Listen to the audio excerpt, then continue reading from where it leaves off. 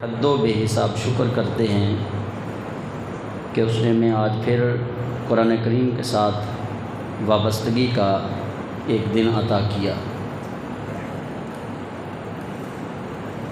حضور خاتمی مرتبت صلی اللہ علیہ وآلہ وسلم آپ پر نازل ہونے والی یہ کتاب یقیناً تمام دکھوں اور دردوں اور بیماریوں کی دوا ہے۔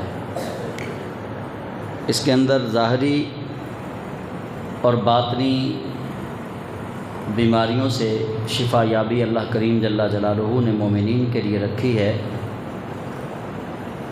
اور کافروں کے لیے، منافقوں کے لیے، ظالموں کے لیے اسی قرآن کے اندر ان کے لیے بیماری ہے، ان کے لیے عذاب ہے، اور یہ قرآن انہیں کچھ فائدہ نہیں دیتا۔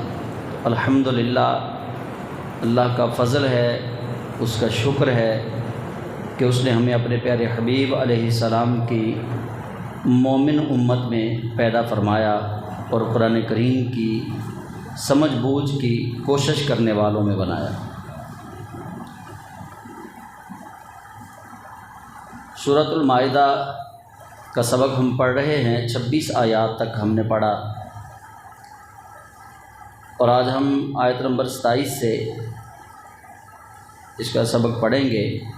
اللہ کریم جل جلالہ ارشاد فرماتا ہے: اعوذ باللہ من الشیطان الرجیم، بسم اللہ الرحمن الرحیم۔ واتل علیہم نبأ ابنی آدم بالحق اذ قربا قربانا فتقبل من احدہما ولم يتقبل من الآخر قال لأقتلنک قال انما يتقبل اللہ من المتقین لئن بسطت الی یدک لتقتلنی ما انا بباسط یدی الیک لأقتلک انی اخاف اللہ رب العالمین انی اريد ان تبوء بإثمی وإثمک فتکون من اصحاب النار وذلک جزاء الظالمین فطوعت له نفسه قتل أخيه فقتله فأصبح من الخاسرين فبعث الله غرابا يبحث في الأرض ليريه كيف يواري سوءة أخيه قال يا ويلتى أعجزت أن أكون مثل هذا الغراب فأواري سوءة أخي فأصبح من النادمين۔ یہ جو آیات میں نے پڑھی ہیں، آیت نمبر 27 سے لے کر آیت نمبر 31 تک، ان میں اللہ تعالیٰ ایک ایسا واقعہ ہمیں یاد کروا رہا ہے اپنے پیارے حبیب علیہ السلام کے ذریعے، جو بنی نوع آدم میں پہلا واقعہ ہوا کسی کو قتل کرنے کا، یعنی سیدنا آدم علیہ السلام کے بیٹے قابیل نے حابیل کو قتل کر دیا۔ اور عمومی طور پہ جب ہم بات کرتے ہیں تو ہمیں بھول جاتا ہے کہ قتل حابیل نے کیا تھا کہ قابیل نے کیا تھا۔ عام طور پہ جب ہم بات کرتے ہیں تو بھول جاتا ہے۔ اس کا میں نسخہ بتا رہا ہوں، اگر آپ لوگوں کو یہ یاد رکھنا ہو کہ قتل کس نے کیا تھا، تو جس کے نام کے شروع میں قاف آتا ہے اس نے قتل کیا تھا۔ بس اس کو مختصر سا یاد رکھیے ذہن میں، تو کبھی انشاءاللہ تعالیٰ اس جملے کو ادا کرتے وقت غلطی نہیں ہوگی۔ قابیل نے قتل کیا تھا، قابیل کا نام بھی قاف سے ہے اور لفظ قتل بھی قاف سے شروع ہو رہا ہے، تو قتل قابیل نے کیا تھا۔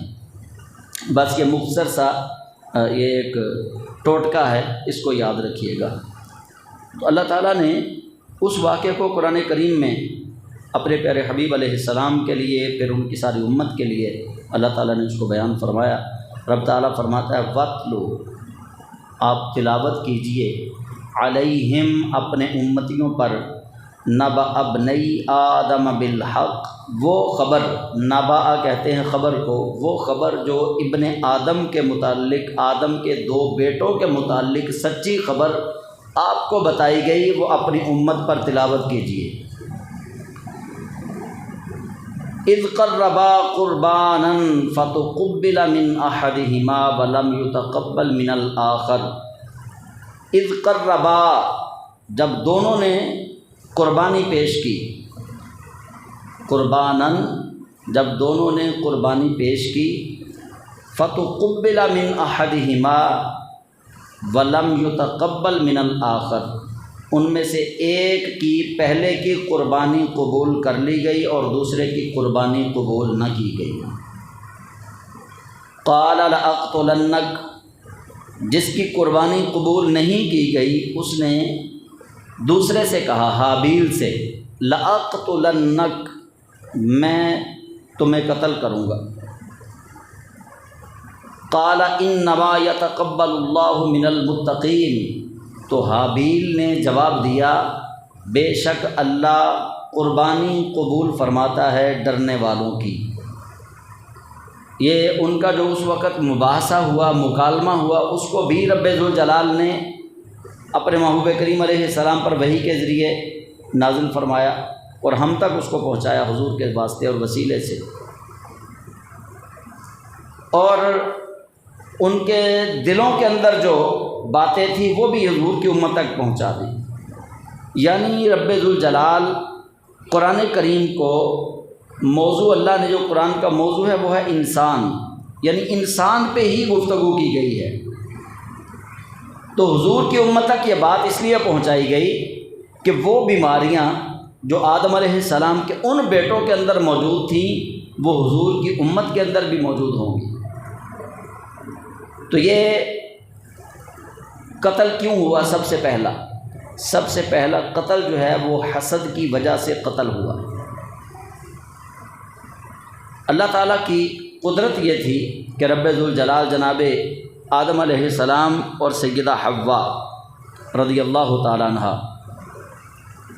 ان سے رب تعالیٰ جوڑوں کی پیدائش فرماتا تھا، یعنی ایک لڑکا اور ایک لڑکی اس طرح پیدا ہوتے تھے، اور قانون جو اللہ کریم نے جناب آدم علیہ السلام کو وحی کے ذریعے عطا کیا تھا، وہ قانون یہ بنا دیا کہ ایک لمحے میں جو لڑکا اور لڑکی پیدا ہوں گے ان دونوں کا آپس میں نکاح نہیں ہوگا، دوسرے لمحے جو پیدا ہوں گے ان کا پہلوں کے ساتھ نکاح ہوگا، یعنی پہلی لڑکی کا دوسرے لڑکے کے ساتھ اور دوسری لڑکی کا پہلے لڑکے کے ساتھ، اس طرح تھا۔ قابیل پیدا ہوا تو ساتھ جو قابیل کی بہن پیدا ہوئی وہ اللہ تعالیٰ کی طرف سے انتہائی خوبصورت تھی، اور حضرت حابیل جب پیدا ہوئے ان کے ساتھ جو پیدا ہوئیں وہ بھی خوبصورت تھی، لیکن قابیل کو جو اس کے ساتھ پیدا ہوئی وہ اچھی لگتی تھی۔ اب چونکہ فیصلہ قدرت والا ہی کرنا تھا، جو اللہ رب ذوالجلال نے جناب آدم علیہ السلام کو ودیت فرمایا تھا، فیصلہ تو وہی ہونا تھا، تو جناب آدم علیہ السلام نے وہی فیصلہ کیا کہ قابیل کا نکاح حابیل کی بہن سے اور حابیل کا نکاح قابیل کی بہن سے کرنے کا کہا، تو قابیل جو ہے وہ انکاری ہو گیا، اس نے کہا میں نے تو اس سے حابیل کی بہن سے نکاح نہیں کرنا، یہ چونکہ میرے ساتھ جنم اس کا ہوا ہے، ولادت ہوئی ہے، میں تو اس کے ساتھ ہی نکاح کروں گا۔ اب حضرت آدم علیہ السلام نے فرمایا چلو ایسا کر لو، تم دونوں قربانی پیش کرو، اللہ کے حضور جانور ذبح کرو، جس کی قربانی کو آگ کھا جائے گی اس کی بات مان لی جائے گی، اور جس کی قربانی کو آگ قبول نہیں کرے گی، آگ نہیں کھائے گی، اس کی بات نہیں مانی جائے گی۔ دونوں نے آدم علیہ السلام کے کہنے پر قربانی پیش کی۔ جب قربانی پیش کی تو حابیل کی قربانی کو قبول کر لیا گیا، قابیل کی قربانی کو قبول نہ کیا گیا۔ اب ایک تو پہلے ہی قابیل کو غصہ تھا کہ جس کو میں پسند کرتا ہوں اس کا نکاح اس سے ہونے والا ہے، ایک تو یہ مسئلہ تھا، اور دوسرا غصہ تب آیا جب قربانی حضرت حابیل کی قبول کر لی گئی، پھر دل میں حسد پیدا ہوا۔ تو گویا یہ بنی نوع انسان میں سب سے پہلا جو قتل ہے وہ قتل جس وجہ سے ہوا وہ دو وجہ ہمارے سامنے آ رہی ہیں۔ ایک وجہ ہے عورت اور دوسری وجہ ہے حسد، یعنی عورت بھی وجہ بنی اور حسد بھی وجہ بنی۔ آج بھی جب ہم دیکھیں گے من حیث القوم، پوری قوم کے اندر جو ہمارے ہاں بھی المیہ پایا جاتا ہے، یہی دو وجہ زیادہ ہیں۔ یا قتل و قتال کی وجہ عورت بنتی ہے یا ایک دوسرے سے حسد بنتا ہے۔ تو انہوں نے قربانی پیش کی، جب قربانی حابیل کی قبول ہو گئی تو قابیل غصے میں آیا، اس نے کہا اب میں تجھے مار دوں گا، اب میں تجھے چھوڑوں گا نہیں۔ تو حضرت حابیل نے جواباً یہ نہیں کہا کہ تو مار، میں تجھے دیکھتا ہوں، تو آ پھر تیرا میں بھی علاج کروں گا، نہیں۔ انہوں نے اللہ والوں کا درس ہم تک پہنچایا ہے کہ اللہ والے جو ہوتے ہیں وہ بدلہ نہیں لیتے، وہ اللہ پہ چھوڑتے ہیں۔ اس نے کہا لأقتلنک، میں تجھے قتل کروں گا۔ انہوں نے کہا جواباً انما یتقبل اللہ من المتقین، انہوں نے کہا اللہ اپنی ذات سے ڈرنے والوں کی قربانیاں قبول فرماتا ہے۔ اور جواب میں جو انہوں نے کہا لئن بسطت الی یدک لتقتلنی، لئن بسطت، اگر تو نے میری طرف ہاتھ بڑھایا مجھے قتل کرنے کے لیے، ما انا بباسط یدی الیک لاقتلک، میں تجھے قتل کرنے کے لیے اپنا ہاتھ نہیں بڑھاؤں گا۔ تو اگر مجھے قتل کرے گا تو میں قتل کرنے کے لیے اپنا ہاتھ جو ہے وہ تیری طرف نہیں بڑھاؤں گا۔ انی اخاف اللہ رب العالمین، میں کیوں نہیں تجھے قتل کروں گا؟ جواباً بے شک میں اللہ سے ڈرنے والا ہوں جو عالمین کا رب ہے۔ یعنی بدلہ نہ لینے والا اللہ کا دوست ہے، جو اللہ پہ چھوڑ دے وہ اللہ سے ڈرنے والا ہے، وہ متقی ہے۔ اور یہ بات بنی آدم کی فطرت کے اندر رکھ دی گئی، دونوں چیزیں اس کی فطرت میں موجود ہیں، بدلہ لینا بھی رکھ دیا گیا، بدلہ نہ لینا بھی رکھ دیا گیا۔ اب اس کی اپنی مرضی ہے، یہ اللہ کو راضی کرنا چاہتا ہے یا اپنے نفس کی بات ماننا چاہتا ہے۔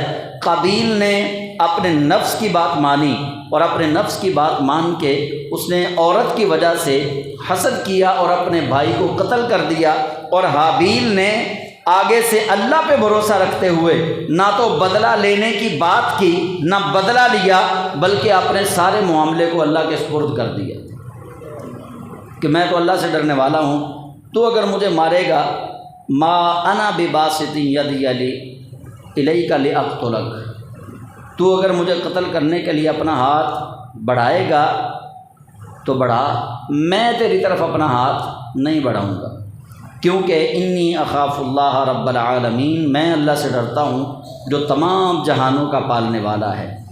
انی ارید، اب مکالمہ سنیے کہ حضرت حابیل قابیل کو کیا کہہ رہے ہیں۔ انہوں نے کہا بے شک میں یہ چاہتا ہوں ان تبوء، کہ تیرے ذمے ہو، باسمی و اسمک، میرا گناہ بھی تیرا گناہ بھی دونوں تیرے ذمے ہو جائیں۔ میں اپنا گناہ بھی تیرے ذمے، یعنی میں تو تجھے قتل کرنا ہی نہیں چاہتا، میں کیوں گناہ اپنے ذمے لوں، جو بدلہ میں نے لینا تھا وہ بھی تیرے ذمے ہو جائے سارا کچھ۔ ان تبوء باسمی و اسمک، میرا اور تیرا گناہ دونوں تبوء تیرے ذمے، تیرے سر پہ دونوں گناہ چڑھ جائیں، میں تو یہ چاہتا ہوں، میں تو تجھ سے بدلہ نہیں لینا چاہتا۔ فتکون من اصحاب النار، تاکہ تو جہنمیوں میں سے ہو جائے۔ انہوں نے کہا تو مجھے مارے گا عورت کی وجہ سے، جو کہ ایک حرام رشتہ ہے، اللہ نے وہ تیرے لیے حلال نہیں کی، لیکن تو پھر بھی اس حرام رشتے کو اپنانا چاہتا ہے۔ میں نے اس پہ اپنے والد کی بات مانی اور قربانی پیش کی، قربانی میری قبول ہوئی لیکن تو پھر بھی نہ مانا، اور پھر تو مجھے قتل کرنا چاہتا ہے۔ جواباً میں تجھے قتل بھی نہیں کرنا چاہتا، تو پھر بھی اگر مجھے قتل کرے گا تو میں یہی چاہتا ہوں کہ میرا گناہ بھی تیرے ذمے، تیرا گناہ بھی تیرے ذمے، میں تو یہ چاہتا ہوں کہ فتکون من اصحاب النار، تو جہنمیوں میں سے ہو جائے۔ آپ نے اکثر دیکھا ہوگا کہ جب کوئی تگڑا بندہ مار رہا ہو اور غریب کھا رہا ہو تو غریب بیچارہ آگے سے بد دعائیں دیتا ہے، وہ کہتا ہے اچھا تین واللہ ہی پوچھو۔ غریب بندہ آگے سے کیا کر سکتا ہے؟ وہ بس اللہ پہ پھر چھوڑ دیتا ہے کہ اب تجھے اللہ ہی پوچھے گا، میں تو کچھ نہیں کر سکتا۔ تو حضرت حابیل نے قابیل کو جواباً یہ باتیں کہی اور کہا کہ تو ہو جائے جہنمیوں میں سے، وذالک جزاء الظالمین، اور ظالموں کی جزا یہی ہے۔ اور اسی آیت سے استنباط کرتے ہوئے علماء نے، اگلی آیت بھی ہے لیکن اس سے بھی استنباط کرتے ہوئے کہا کہ جو بندہ کسی کو ناحق قتل کرے گا اللہ کریم اس کو جہنم میں پھینکے گا، وہ جہنمی ہوگا۔ فطوعت لہو نفسہ، تو اس نے منصوبہ سازی کی اپنے آپ میں، اپنے من میں منصوبہ سازی کی۔ فطوعت منصوبہ سازی کی، اس نے ارادہ کیا، منصوبہ بنایا، لہو نفسہ اپنے آپ میں، قتل اخی ہے اپنے بھائی کے قتل کا، فقتلہ پس اس نے قتل کر دیا، فاصبح من الخاسرین پس قتل کرنے کے سبب وہ گھاٹا پانے والوں میں سے ہو گیا۔ اب بظاہر تو اس نے قتل کر دیا لیکن وہ رشتہ پھر بھی نہ ہوا، آدم علیہ السلام بھی ناراض ہو گئے، حضرت حوا بھی ناراض ہو گئی، اور جس بہن کے ساتھ وہ رشتہ کرنا چاہتا تھا وہ بھی ناراض ہو گئی۔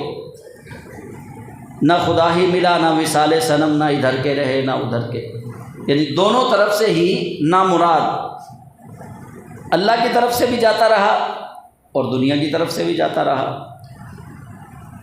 تو قتل کر دیا۔ جب قتل کر دیا تو روایتیں اب مختلف ہیں، کسی روایت میں ہے کہ 40 دن تک اپنے بھائی کو کندھوں پہ اٹھا کے کبھی ادھر کبھی ادھر، کبھی ادھر کبھی ادھر، کہ اب میں کیا کروں۔ اور ایک روایت میں تو ابن جریج نے وہ روایت کی ہے کہ قتل کیا کیسے۔ انہوں نے کہا کہ وہ حضرت حابیل جو تھے وہ بکریاں چرا رہے تھے، یہ پیچھے سے گیا، اس نے جا کے کپڑا ان کی گردن میں ڈالا، پھر اس کو سمجھ نہیں آ رہی تھی اب میں کیا کروں، تو شیطان آیا، شیطان نے ایک پرندے کو پکڑا، کسی جانور کو پکڑا اور پکڑ کر پتھر پہ رکھا اور اس کے سر پہ پتھر مارا۔ اس نے پھر اس شیطان کی طرف دیکھ کے اپنے بھائی کا سر پتھر کے اوپر رکھا اور سر کے اوپر پتھر مار کر مار دیا۔ لیکن بہت سارے مفسرین نے لکھا کہ اللہ کریم جل جلالہ نے قتل تو لکھا ہے کہ قرآن پاک میں آ گیا کہ اس نے قتل کیا ہے، لیکن رب ذوالجلال نے قتل کی کیفیت کو بیان نہیں فرمایا کہ قتل کیا کیسے ہے۔ تو اس لیے ہمیں بھی اس جانب نہیں جانا چاہیے قتل کیسے کیا، بس قتل کر دیا۔ اچھا وہ پھرتا رہا، اب میں کیا کروں، اس کی لاش کو کیسے ٹھکانے لگاؤں۔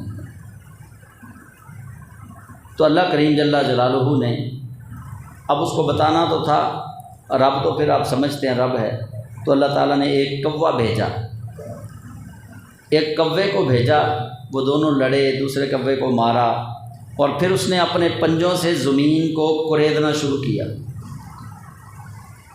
اور چھوٹا سا گڑھا کھودا، اس کے اندر دوسرے کوے کو ڈالا، اس کے اوپر اپنے پیروں سے پھر مٹی ڈالی۔ تب اس کو جا کے سمجھ آئی کہ اب میں نے اپنے بھائی کو یوں چھپانا ہے۔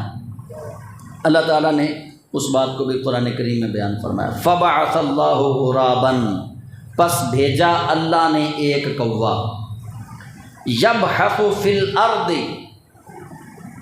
ہم بحث کرتے ہیں نا آپس میں، تو یہاں بھی لفظ ہے یبحث، وہ بحث کرتا تھا، کر رہا تھا، فی الارض، زمین میں، یعنی کرید رہا تھا۔ ہماری بحث کا مطلب بھی یہی ہوتا ہے، بات کو کریدنا۔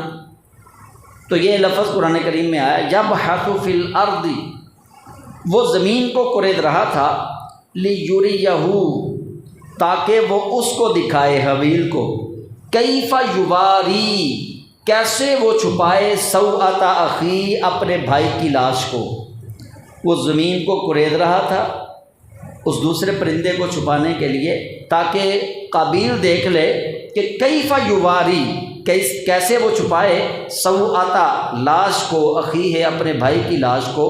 قالا، جب اس نے دیکھا نا کوے کو کہ کوا اتنا عقل مند ہے اور یہ اس کو چھپا رہا ہے، تو قال یا ویلتا، تو قابیل نے کہا ہائے افسوس، یا ویلتا ہائے افسوس، اعجزت، میں تو بڑا نکما نکلا، میں تو بڑا ہی عاجز ہوں، ان اکون مثل ھذا الغراب، میں تو اس کوے جیسا بھی نہ ہو سکا، میں تو اس کوے جیسا بھی نہ ہو سکا، فاواری سوءۃ اخی، کہ چھپا دیتا اپنے بھائی کی لاش کو، فاصبح من النادمین، پس وہ ہو گیا ندامت اٹھانے والوں میں سے۔ اب قابیل نے قتل تو کر دیا، قتل اس نے تب کیا جب گنتی کے انسان تھے۔ اب تو اربوں کے اندر دنیا کی آبادی ہے، لیکن تب گنتی کے انسان تھے، اس نے تب قتل کیا۔ تب بنی نوع آدم کی تعداد جو ہے وہ آہستہ آہستہ بڑھ رہی تھی، تب تو ابھی ابتدا تھی انسانیت کی، اس نے تب قتل کیا تھا۔ لیکن کتنی صدیاں گزر گئیں، کتنی ہزار صدیاں گزر گئیں، جتنے قتل اب تک ہو گئے، آج کی تاریخ تک جتنے قتل ہو گئے، ہر قتل کا گناہ قابیل کو پہنچ رہا ہے۔ جتنے گناہ پوری روئے زمین پر ہو رہے ہیں قتل والے، ہر قتل کا گناہ قابیل تک پہنچتا ہے، کیونکہ اللہ کی اس دھرتی پر، اللہ کی مخلوق میں سب سے پہلا قتل کر کے بندے کو مارنے والا شخص قابیل ہے۔ اور قابیل کو گناہ نبی کریم علیہ السلام فرماتے ہیں کہ ہر اس شخص کو اس برائی کا گناہ ملتا رہے گا جو کسی برائی کو ایجاد کرے گا۔ صحیح مسلم کی روایت ہے، فرمایا جو کوئی برا طریقہ اسلام میں نکالے گا، برا طریقہ نکالنے والے کو اس کا گناہ ملتا ہی رہے گا، جتنے لوگ اس پہ عمل کریں گے ان کو بھی گناہ ملے گا، اور ان سب کے برابر اس ایک بندے کو بھی گناہ ملے گا۔ اور جو کوئی نیکی کا راستہ اسلام کے اندر شروع کرے گا، نیکی کا کام شروع کرے گا، تو حضور سید عالم صلی اللہ علیہ وآلہ وسلم کے فرمان کا مفہوم ہے کہ جتنے لوگ اس نیکی کے کام پر عمل کریں گے، جتنا سارے لوگوں کو اللہ ثواب عطا فرمائے گا، اس نیکی کا کام شروع کرنے والے کو سب کے برابر اللہ ثواب عطا فرمائے گا۔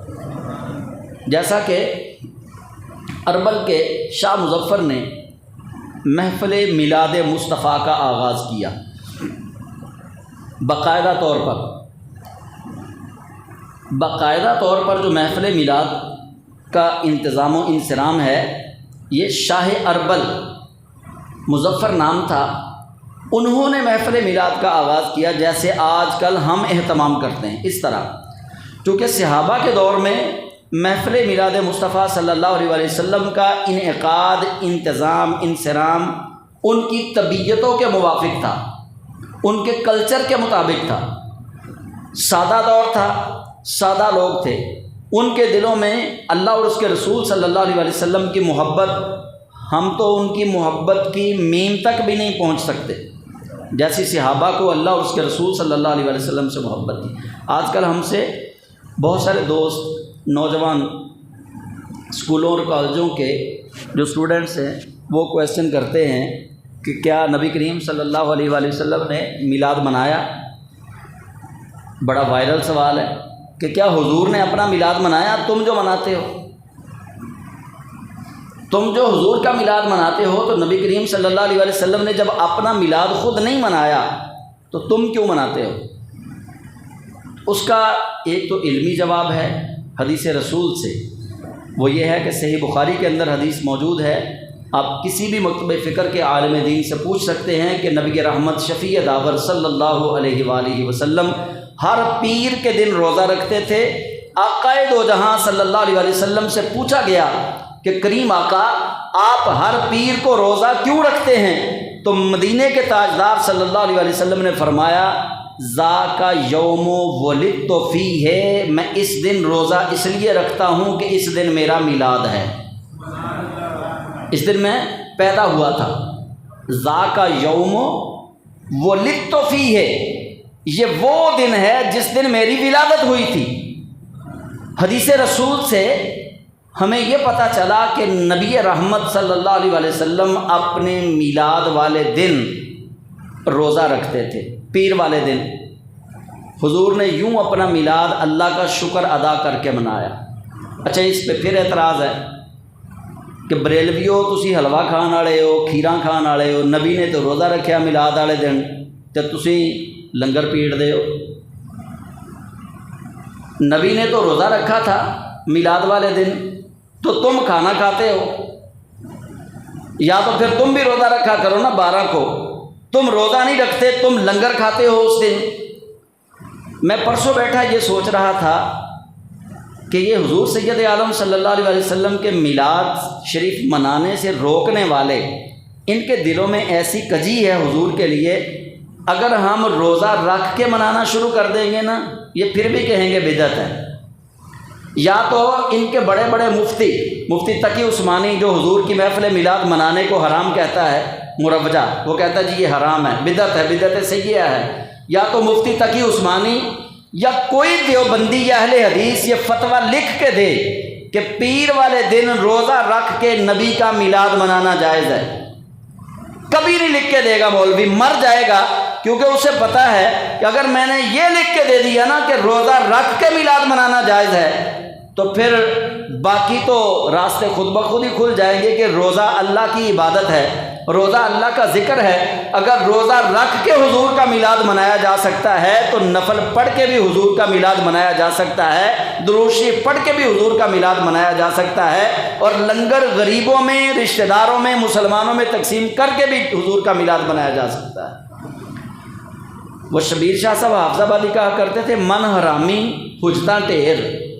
جب اندر پلیدی ہو نا، پھر کوئی دلیل کارگر ثابت نہیں ہو سکتی۔ اب نبی پاک صاحب الولاق صلی اللہ علیہ وسلم کا میلاد منانا، اس سے مراد کیا ہے؟ اس سے مراد یہ نہیں کہ موٹر سائیکل کی بانسری نکال کے اس کے سائلنسر سے آوازیں نکالنا، اس کو تو ہم میلاد نہیں کہتے۔ عورتوں اور مردوں کو جمع کرنا، بازاروں کی سجاوٹ کرنا، اس کو بھی ہم میلاد نہیں کہتے۔ ہم میلاد کہتے ہیں اللہ کے محبوب کریم صلی اللہ علیہ وسلم کی صفات کا ذکر کرنا، حضور کے چہرے کا ذکر کرنا، حضور کے ہاتھوں کا ذکر کرنا، حضور کی زلفوں کا ذکر کرنا، آپ کی ولادت کے وقت جو معجزات رونما ہوئے ان کا ذکر کرنا، اس کو ہم میلاد کہتے ہیں۔ کبھی کسی سنی عام بندے نے بھی نہیں کہا کہ ہم ڈھول بجانے کو میلاد کہتے ہیں، ہم ناچ کو میلاد کہتے ہیں، کبھی نہیں کہا۔ ہمیشہ ہم میلاد کہتے ہیں حضور سید عالم صلی اللہ علیہ وسلم کی تعریف کرنے کو۔ تو نبی پاک صلی اللہ علیہ وسلم، آپ کے میلاد پاک کی جو موجودہ صورت ہے کہ باقاعدہ ایک اہتمام کرنا، اور اس اہتمام کو لوگوں کے سامنے نبی کریم صلی اللہ علیہ وسلم کا ذکر خیر کرنا، یہ شاہ اربل نے اس کو ایجاد کیا۔ شاہ اربل نے، شاہ مظفر نام تھا، اس نے نبی کریم صلی اللہ علیہ وسلم کے میلاد شریف والے دن یہ اہتمام شروع کیا کہ لوگوں کو جمع کرتا، ان کو جمع کر کے صوفیاء کی ایک مجلس قائم کرتا، علماء کی ایک الگ سے مجلس قائم کرتا، اور غریب اور مسکین لوگوں کے لیے کھانے کا الگ سے انتظام ہوتا۔ علماء اور صوفیاء، ان کی ڈیوٹی یہ ہوتی تھی کہ وہ نبی پاک صاحب الولاق صلی اللہ علیہ وسلم کی صفات لوگوں کو سناتے تھے، حضور کا ذکر خیر کرتے تھے۔ اور اسی طرح سب سے پہلے جو اذان سے پہلے صلاۃ و سلام پڑھا جاتا ہے، یہ کب شروع ہوا؟ سلطان صلاح الدین ایوبی کا نام آپ سب نے سنا ہے۔ سلطان صلاح الدین ایوبی، انہوں نے یہ 771 ہجری میں یہ صلاۃ و سلام جو ہے یہ اذان کے بعد انہوں نے پڑھنا شروع کیا، اذان کے ساتھ متصل۔ کیوں کہ وہاں انہوں نے جب سلطان صلاح الدین ایوبی نے ایک علاقے پر قبضہ کیا تو وہاں رافضیوں کی حکومت تھی، شیعوں کی۔ اور اس کا جو بھانجا تھا اس کا نام تھا ظاہر، اس کو وہ بڑا اپنا ذاکر سمجھتے تھے۔ ہر نماز کے اذان کے بعد السلام علی الامام الظاہر، یہ 3 دفعہ وہ کہتے تھے کہ سلام ہو امام ظاہر پر، سلام ہو امام ظاہر پر، اونچی آواز سے اذان کے بعد السلام علی الامام الظاہر۔ سلطان صلاح الدین ایوبی رحمۃ اللہ علیہ، آپ نے جب اس علاقے پر قبضہ کیا تو فرمایا خبردار کسی کی ذات میرے نبی کے علاوہ صلاۃ و سلام کے قابل نہیں ہے۔ اگر سلام پڑھنے کے کوئی قابل ہے تو وہ اللہ کا محبوب ہے۔ اگر سلام پڑھنا ہے اذان کے بعد تو کسی امام ظاہر پر سلام نہیں پڑھا جائے گا، سلام پڑھا جائے گا تو آمنہ کے لال پر پڑھا جائے گا۔ تو 781 ہجری میں سلطان صلاح الدین ایوبی نے یہ صلاۃ و سلام اذان کے ساتھ شروع کروایا۔ کن کے مقابلے میں؟ شیعوں کے مقابلے میں۔ تو اس کا یہ مطلب ہرگز نہیں تھا کہ اس کو اذان کا حصہ بنا دیا گیا۔ اچھا، یہ باتیں جو میں کر رہا ہوں یہ کس ضمن میں کر رہا ہوں کہ جو بندہ حضور کی امت میں اچھا نیا کام نکالے، جتنے لوگ اس پر عمل کریں گے اللہ ان کے برابر ان کو ثواب دے گا، اور جو برا کام نکالے گا جتنے لوگ اس برے کام پر عمل کریں گے اللہ ان سارے بروں کے برابر اس ایک برے کو گناہ عطا فرمائے گا۔ جیسے میں نے آپ کو بتا دیا کہ سب سے پہلا قتل جو ہے وہ قابیل نے کیا۔ اب جتنے لوگ قتل کر رہے ہیں سارے قاتلوں کا گناہ قابیل کے ذمے بھی جاتا ہے، کیونکہ قتل ایجاد اس نے کیا ہے۔ اور دوسرا، حسد کی وجہ سے قتل کیا، تو حسد کے بارے میں میرے اور آپ کے کریم نبی صلی اللہ علیہ وآلہ وسلم نے ارشاد فرمایا الحسد یأکل الحسنات، حسد نیکیوں کو کھا جاتا ہے، کما تأکل الحطب النار، جس طرح لکڑی کو آگ کھا جاتی ہے اسی طرح حسد تمہاری نیکیوں کو کھا جاتا ہے۔ آپ 6 فٹ لمبی لکڑی جو ہے وہ چولہے کے اندر اس کو آگ لگا دیں، 6 فٹ لمبی ہو، چند گھڑیوں کے بعد آپ دیکھیں گے کہ وہ 6 فٹ لمبی لکڑی جو ہے آگ اس کو کھا جائے گی۔ آپ اس کو چلتا ہوا نہیں دیکھیں گے، آگ اس تک پہنچتی جائے گی، وہ لکڑی ختم ہوتی جائے گی۔ تو نبی پاک صلی اللہ علیہ وآلہ وسلم نے ارشاد فرمایا جس طرح تمہیں اس کی سمجھ نہیں نہ لگتی کہ وہ آگ لکڑی کو کیسے کھا جاتی ہے، اتنی لمبی لکڑی ہوتی ہے، آگ چلتی ہے چلتی ہے چلتی ہے، اس کو ساری کو کھا جاتی ہے۔ فرمایا اسی طرح الحسد یأکل الحسنات، حسد تمہاری نیکیوں کو کھا جاتا ہے۔ اور حسد کے بارے میں بابا جی اشفاق صاحب زاویہ والے، جن بزرگوں نے دوستوں نے سنا ہے وہ تو اب بھی سنتے ہیں ان کو، تو بڑی اچھی باتیں کرتے تھے وہ۔ ان کی ایک اچھی بات یہ تھی، ان سے پوچھا گیا کہ عادل کس کو کہتے ہیں، عدل کرنے والا، عادل کس کو کہتے ہیں؟ تو بابا جی اشفاق صاحب نے فرمایا سب سے بڑا عدل کرنے والا بندہ وہ ہے جس کو دوسرے کی بیٹی میں اپنی بیٹی نظر آئے۔ سب سے زیادہ عدل کرنے والا نگاہ کا عادل ہے، آنکھوں کا عدل کرنے والا۔ انہوں نے کہا وہ سب سے بڑا عدل کرنے والا بندہ وہ ہے جس کو دوسرے کی بیٹی میں اپنی بیٹی نظر آئے۔ تو بابا جی اشفاق صاحب بڑی خوبصورت باتیں کرتے تھے۔ ان سے پوچھا گیا حسد کیا ہے، آپ بتائیے کہ عام بندے کی سمجھ میں آ جائے۔ انہوں نے کہا حسد اللہ کی تقسیم سے اختلاف ہے، رب کی تقسیم سے اختلاف ہے۔ دینا تو مالک نے ہے نا، کسی کو زیادہ دے دے کسی کو کم دے دے، یہ تو اس کی تقسیم ہے، جو ترتیب اس کی ہے اس کی ترتیب سے اختلاف یہ حسد ہے، اس کی تقسیم سے اختلاف یہ حسد ہے۔ اور نبی پاک صلی اللہ علیہ وآلہ وسلم آپ دیکھیے حضور نے صحابہ کو روکا ہے، پاکیزہ ترین لوگ کہ جن کو اللہ نے اولئک هم المتقون کہا، اولئک هم المفلحون کہا، اولئک هم الفائزون کہا، ان کو حضور فرما رہے ہیں کہ حسد سے بچنا، حسد نیکیوں کو یوں کھا جاتا ہے جیسے لکڑی کو آگ کھا جاتی ہے۔ تو حسد بہت بڑی بیماری ہے، اور نبی کریم رؤوف الرحیم صلی اللہ علیہ وسلم نے فرمایا کہ رشک جائز ہے، حسد جو ہے یہ حرام ہے۔ حسد نہ کرنا کبھی کسی سے، کیونکہ حسد کرنے والا بندہ جب کسی سے جلتا ہے، حسد اور رشک دونوں کی تعریف سن لیں کہ حسد کس کو کہتے ہیں۔ حسد یہ ہے کہ اگر کسی ہمسائے نے یا رشتہ دار نے اس نے گاڑی لی یا مکان بہت اچھا بنا لیا، اور دیکھ دیکھ کے جلتے رہنا اور دل میں یہ خیال رکھنا، دل میں یہ امیدیں رکھنا کہ اللہ کرے راتوں رات ہی یہ کوٹھی جڑی ہے نا ڈگی جائے، یہ لینٹر ہی ڈگ جائے، گڈی نویں لے یہ گڈی کتے وج ہی جائے، کم شروع کیتا ہے یہ کم برباد ہی ہو جائے، دیکھ کے ویسے ہی اس کے لیے کسی کے مقام اور مرتبے سے اس کو گرانے کے لیے اپنے دل میں امید پیدا کرنا یہ حسد ہے۔ اور رشک کیا ہے جس کو حضور نے جائز قرار دیا؟ رشک یہ ہے کہ اگر کسی مسلمان نے 5 وقت کی نمازیں باجماعت شروع کی ہیں، آپ اس کی طرف دیکھیں اور آپ کہیں کہ اس نے 5 وقت کی باجماعت نمازیں شروع کی ہیں، انشاءاللہ میں ساتھ تہجد کی نماز بھی شروع کروں گا۔ کسی بندے نے محنت کی، محنت کر کے اس نے مکان اچھا بنایا، یا محنت کر کے اس نے لوگوں کے لیے راستہ کشادہ کیا، آپ کہیں کہ میں اس سے ڈبل محنت کر کے اس سے اچھا مکان بناؤں گا، یہ جائز ہے۔ میں اس سے ڈبل محنت کر کے اچھی گاڑی لوں گا، یہ بھی جائز ہے۔ اس سے ڈبل محنت کر کے میں اونچا مقام حاصل کروں گا، یہ جائز ہے۔ محنت کر کے کسی کو پیچھے کرنا اللہ پہ توکل رکھتے ہوئے یہ جائز ہے، اور کسی کے مقام اور مرتبے سے اس کے لیے گرنے کی بد دعا کرنا یہ حسد ہے، تو حسد کو حرام قرار دیا گیا۔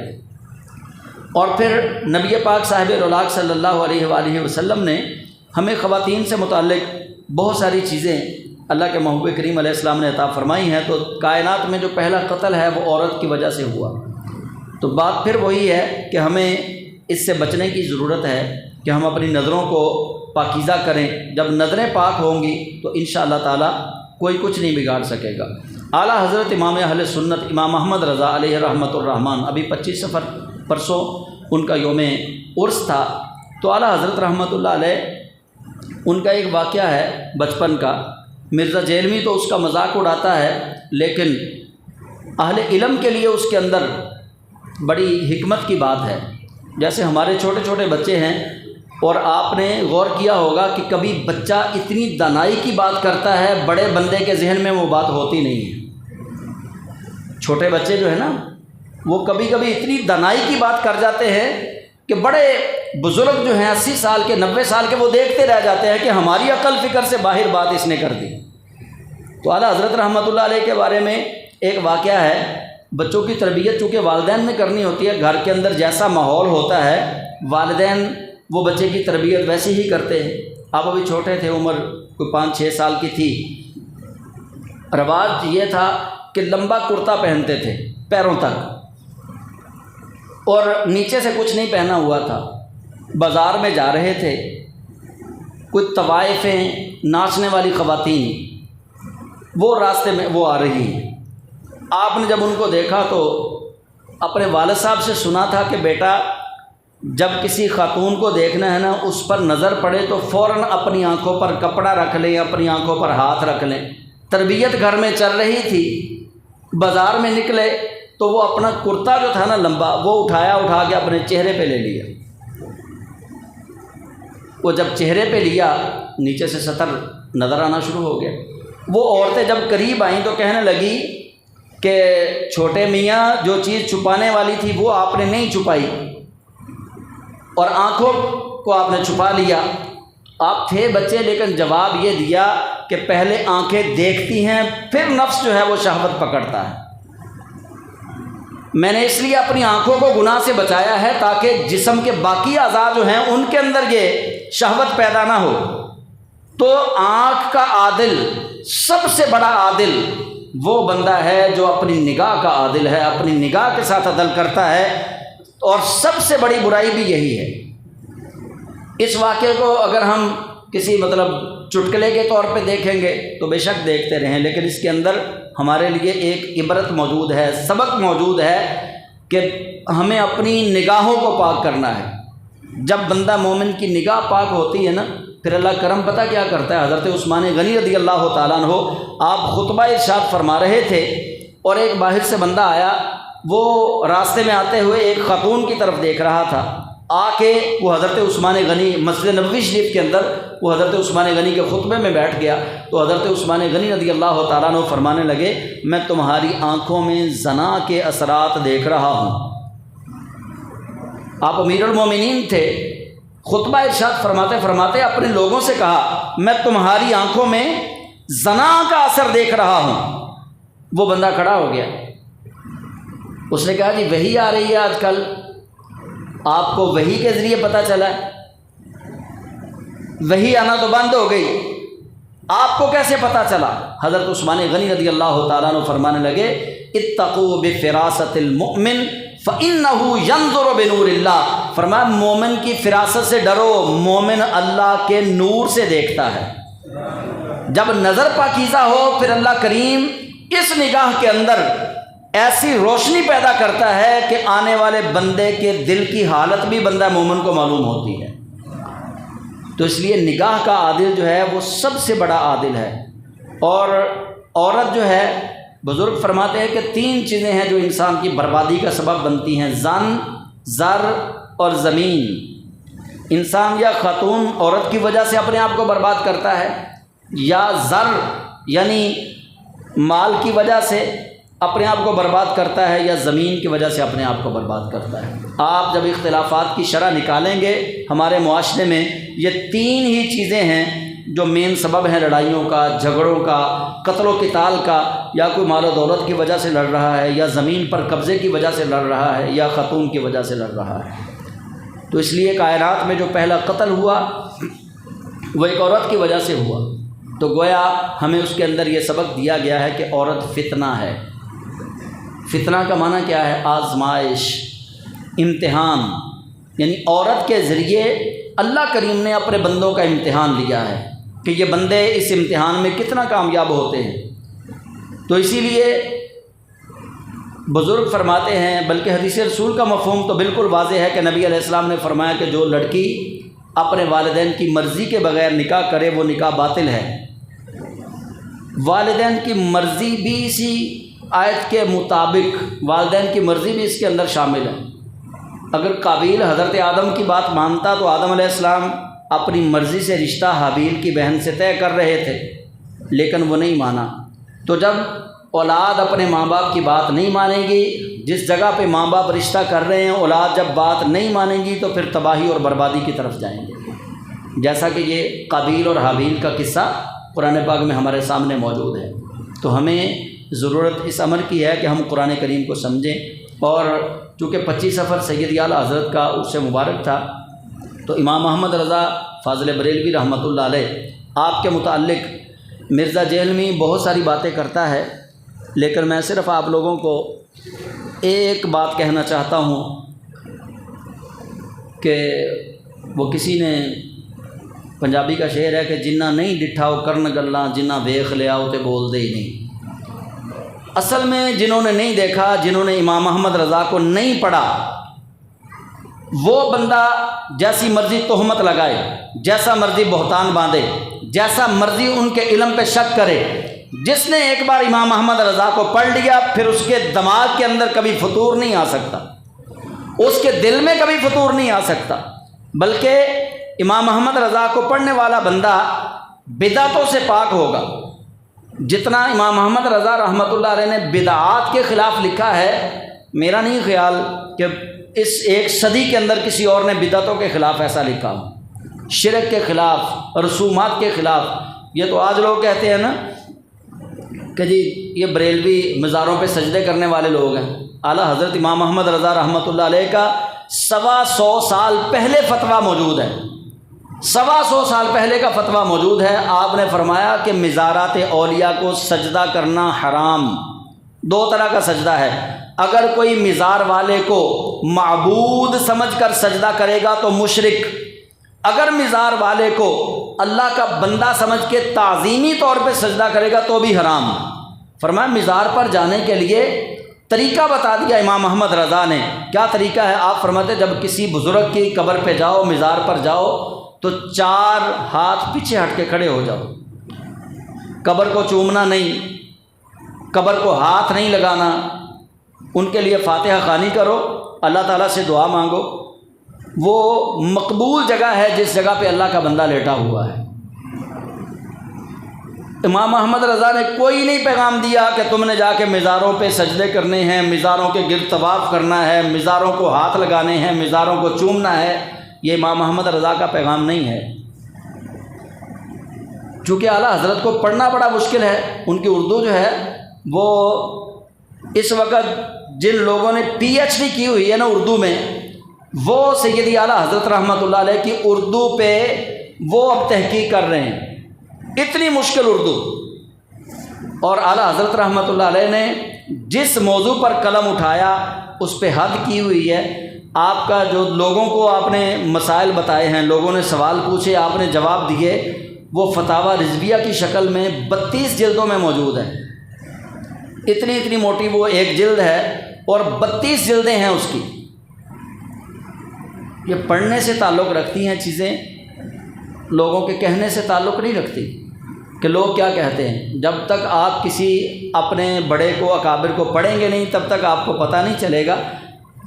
دیوبندی بڑے بڑے علماء، انور شاہ کشمیری دیوبندیوں کا بہت بڑا محدث گزرا ہے، اس نے بھی امام احمد رضا رحمۃ اللہ علیہ کے بارے میں یہ لکھا کہ امام احمد رضا کو جب میں نے پڑھا، حدیث پر جو امام احمد رضا کی گرفت تھی اور حدیث کی جو شروحات امام احمد رضا نے کی ہیں، تو میں اش کر اٹھا کہ واقعی ہندوستان میں اللہ نے بہت بڑا عالم پیدا کیا ہے۔ مولانا اشرف علی تھانوی صاحب کو آپ دیکھیں گے، وہ دیوبندیوں کے بڑے جید عالم ہیں۔ جب اعلیٰ حضرت فوت ہوئے، انہیں پتہ چلا، وہ طلباء کو پڑھا رہے تھے۔ یہ باتیں جو میں آپ کو سنا رہا ہوں، یہ مولانا کوثر نیازی نے اپنی کتاب میں لکھی ہیں۔ مولانا کوثر نیازی پیپلز پارٹی کے دور میں وزیر رہے ہیں اور دیوبندیوں کے بہت بڑے عالم تھے۔ اور مولانا کوثر نیازی نے کہا کہ مولانا اشرف علی تھانوی نے کہا انا للہ و انا الیہ راجعون، زمین آج ایک بہت بڑے عالم سے خالی ہو گئی، آج مسلمانوں کی طرف سے کفار کو جواب دینے والا چلا گیا۔ اسٹوڈنٹس نے کہا جی وہ مولوی احمد رضا نے تو آپ پر کفر کا فتویٰ لگایا ہے۔ اس نے تو کہا آپ کافر ہو گئے، آپ اس کے لیے دعا کر رہے ہیں۔ تو مولانا اشرف علی تھانوی نے کہا عشق رسول کے جس مرتبے پر امام احمد رضا فائز تھا، اگر وہ ہم پہ فتویٰ نہ لگاتا تو خود کافر ہو جاتا۔ اور مولانا کوثر نیازی صاحب لکھتے ہیں کہ مولوی فضل الرحمان کے والد تھے مفتی محمود، کوثر نیازی صاحب مفتی محمود کے شاگرد تھے۔ وہ کہتے ہیں کہ جب ہم ہندوستان سے پاکستان آئے تو مفتی محمود صاحب نے ایک کتاب جو ہے نا وہ کپڑے کے اندر لپیٹی ہوئی تھی، کسی کو دکھاتے نہیں تھے۔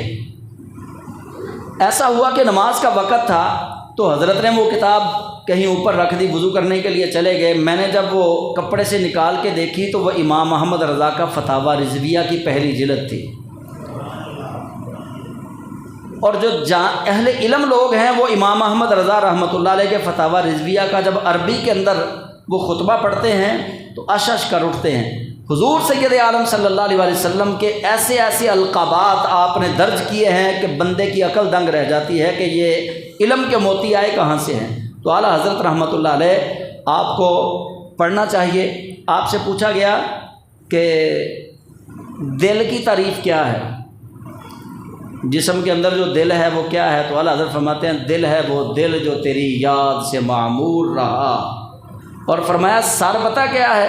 سر ہے وہ سر جو تیرے قدموں پہ قربان گیا، کہ دل وہ ہے جو حضور کی یاد سے معمور رہے اور سر وہ ہے جو حضور کے نام پہ قربان ہو جائے۔ یہ امام احمد رضا ہیں۔ اور آپ سے صحابہ و اہل بیت کے متعلق پوچھا گیا تو اعلیٰ حضرت رحمۃ اللہ علیہ جب صحابہ کے متعلق آپ دیکھیں گے تو امام احمد رضا رحمۃ اللہ علیہ آپ نے وہ علمی لطافت کے ساتھ جواب دیے ہیں کہ عقل دنگ رہ جاتی ہے۔ اور جب اہل بیت کی باری آتی ہے تو اعلیٰ حضرت رحمۃ اللہ علیہ آپ کی آنکھیں نم ہیں، دل پرسوز ہے، لہجے کے اندر ایسی عاجزی اختیار کرتے ہوئے اہل بیت رسول کے لیے ایسے القابات، ایسے الفاظ استعمال کرتے ہیں کہ امام احمد رضا کی عقیدت نظر آتی ہے۔ بس میں ایک بات آپ کو سنا دیتا ہوں، چونکہ آج کل حضرت معاویہ اور مولا علی کرم اللہ تعالی وجہ الکریم کے متعلق بڑی اتار چڑھاؤ، بڑی باتیں ہم تک پہنچائی جاتی ہیں۔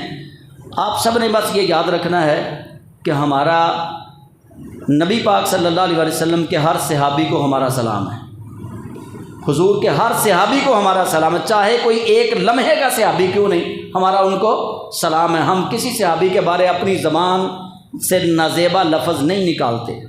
اعلیٰ حضرت نے کیا لکھا؟ اعلیٰ حضرت فرماتے ہیں فرق مراتب بے شمار،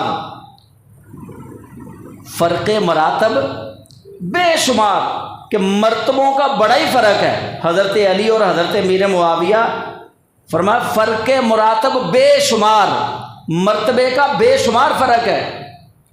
حق بدست حیدر کرار، حق علی کی طرف ہے، حق علی کی طرف ہے، فرق مراتب بے شمار، حق بدست حیدر کرار، لیکن معاویہ بھی ہمارے سردار، تان ان پر کار فجار۔ آپ فرماتے ہیں معاویہ بھی ہمارے سردار ہے، ان پر تان نہیں کرنی، لان تان نہیں کرنی۔ اچھا یہ کہہ دیا۔ جلد نمبر 29 صفحہ نمبر 378، فتاوی رضویہ جلد نمبر 29 صفحہ نمبر 378، اس کا اوپر سے 7ویں 8ویں لائن ہے۔ اعلیٰ حضرت فرماتے ہیں کہ ہاں ایک بات کہتے ہیں، ایمان لگی کہتے ہیں۔ اب انداز دیکھیے اعلیٰ حضرت کا، ایک بات کہتے ہیں اور ایمان لگتی کہتے ہیں کہ ہم تو خاندان اہل بیت کے موروثی خانہ زاد ہیں، کہ ہم تو نبی پاک کی اہل بیت کے غلام در غلام ہیں، خاندانی غلام ہیں۔ ایک بات کہتے ہیں اور خدا لگتی کہتے ہیں، ایمان لگتی کہتے ہیں کہ ہم تو خاندان رسول کے موروثی خانہ زاد ہیں، ہمارا معاویہ سے کیا رشتہ؟ کہ خدا نخواستہ بیجا حمایت ان کی کریں۔ اللہ تعالیٰ فرماتے ہیں کہ ان کے مقابلے میں ہمارا حضرت معاویہ سے کوئی رشتہ نہیں، اگر ان کے مقابلے میں لے کر آؤ گے تو ان کے مقابلے میں تو ہمارا کوئی رشتہ نہیں حضرت معاویہ سے، ہم تو موروثی خانہ زاد حضور کی اہل بیت کے ہیں۔ ہاں اگلی لائن میں اعلیٰ حضرت لکھتے ہیں کہ ہم صرف حضرت معاویہ کو جو لوگ گالیاں دیتے ہیں، جو ان پر طعن و تشنیع کرتے ہیں، ان سے دفاع کرتے ہیں، ان سے دفاع رکھنا منظور ہے، ورنہ ہم موروثی خانہ زاد حضور کی اہل بیت کے ہیں۔ تو اعلیٰ حضرت نے صحابہ و اہل بیت کا مقابلہ نہیں کروایا جو موجودہ دور میں کروایا جا رہا ہے، کہ جس جگہ پہ حضرت علی کا ذکر ہے تو ڈیمانڈ کی جاتی ہے کہ ساتھ حضرت معاویہ کا ذکر بھی سناؤ، جس جگہ پہ حسنین کریمین کا ذکر ہے ساتھ ڈیمانڈ کی جاتی ہے حضرت معاویہ کا ذکر بھی سناؤ۔ بلکہ ہمارے گوجرا میں ایک بدبخت مولوی کو ابھی 3 جمعے پہلے اس نے یزید لعین پر لعنت نہ بھیجنے کے جواز پر جمعہ پڑھایا، یعنی یزید کی شان پہ، بریلوی مولوی، ڈاکٹر اشرف آصف جلالی کا شاگرد ہے، ایسا لعین شخص، اس نے جمعہ پورے کا پورا یہ پڑھا دیا کہ یزید پر لعنت نہیں بھیجنی چاہیے۔ تو لوگوں نے پھر اس کو رکھا نہیں، اس کو نکال دیا لوگوں نے مسجد سے۔ تو بتانے کا مقصد یہ ہے کہ ہم ایسی دلدل میں پھنستے چلے جا رہے ہیں، ہمیں پتہ ہی نہیں چل رہا کہ کرنا کیا ہے۔ یہ کوئی سوچنے والی بات نہیں، اس کے اندر 2 رائے ہونی ہی نہیں چاہیے۔ کربلا کے میدان کارزار نے ہمیں 2 ہی راستے دیے ہیں، ایک حسینی راستہ ہے، ایک یزیدی راستہ ہے، بس۔ تو اس لیے ہم سب کو قرآن کریم سے جڑنے کی ضرورت ہے، قرآن پاک پڑھیں، قرآن پاک کو سمجھنے کی کوشش کریں۔ مولانا حضرت امام محمد رضا رحمۃ اللہ علیہ، آپ ان کو پڑھنا شروع کریں، اپنے علماء سے، اپنے خطیبوں سے امام محمد رضا رحمۃ اللہ علیہ کے فتاوی رضویہ کی روشنی میں مسائل پوچھنا شروع کریں، انشاءاللہ آپ کی ذہنی الجھنیں 100% دور ہو جائیں گی۔ اللہ تعالی ہم سب کو حضور سید عالم صلی اللہ علیہ وسلم کی سچی سچی غلامی نصیب فرمائے، آمین۔ وآخر دعوانا ان الحمد للہ رب العالمین۔